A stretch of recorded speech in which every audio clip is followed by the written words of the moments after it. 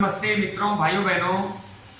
भोजन के बारे में ये वीडियो प्रस्तुत कर रहा हूँ। भोजन उम्र के हिसाब से, काम के हिसाब से, बीमारी के हिसाब से, मौसम के हिसाब से और अपने वायु पित्त कफ की प्रकृति के अनुसार होना चाहिए।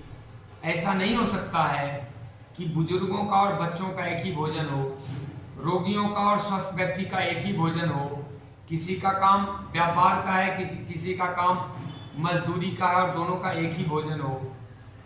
इस वीडियो के माध्यम से ये कहना चाहता हूँ कि भोजन अपनी उम्र के हिसाब से, अपने काम के हिसाब से, अपनी प्रकृति के अनुसार से, मौसम के हिसाब से, अवस्था के हिसाब से, रोगों के हिसाब से तय होना चाहिए।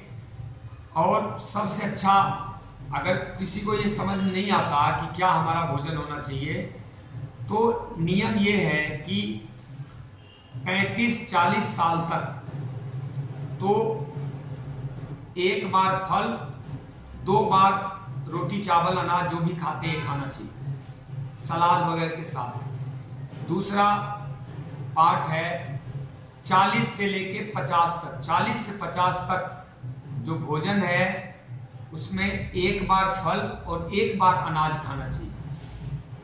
एक आध बार वो चाहे तो जूस पी सकते हैं, अच्छा ड्राई फ्रूट ले सकते हैं। अच्छा, आप 50 से लेके 70 की उम्र का एक भोजन बताता हूँ आपको। 50 से 70 की उम्र में एक बार फल, एक बार सलाद, सब्जी, चटनी, पत्ते, अंकुरित अन्न, ड्राई फ्रूट इत्यादि में से कोई अपना निर्धारण करना चाहिए, वो भी काम के हिसाब से।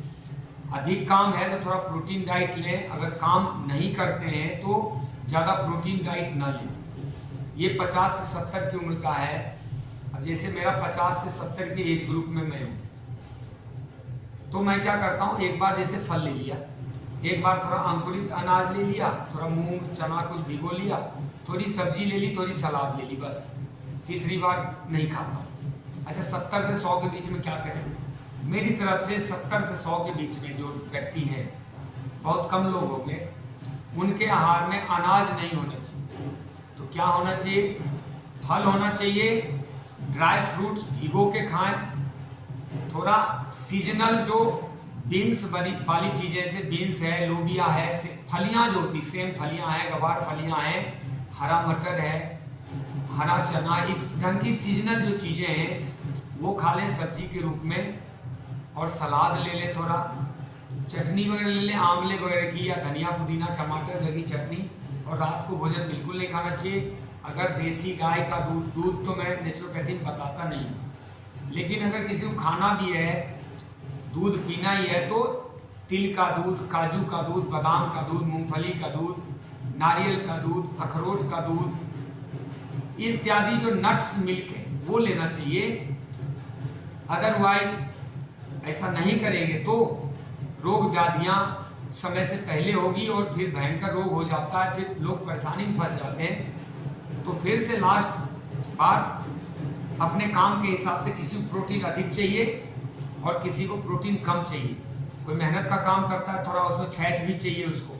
किसी का वायु शरीर है प्रकृति, तो उसको थोड़ा चर्बी वाली चीज़ें चाहिए। किसी का कफ वाला शरीर है तो उसको चर्बी कम चाहिए। किसी का पित्त का शरीर है तो उसको गर्मी वाली चीज़ कम खानी चाहिए, तेल मसाले, घी, नमक, मिर्च।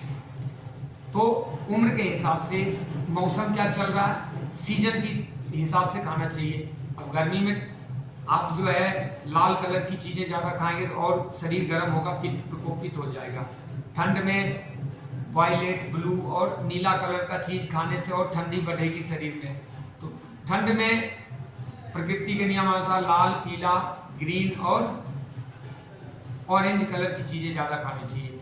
और गर्मी में ब्लू, वायलेट, इंडिगो इस ढंग का खाना चाहिए, ताकि शरीर बैलेंस रहे, स्वस्थ रहे और दीर्घ आयु वाला रहे। जय श्री राम, ओम नमः शिवाय, नमस्ते।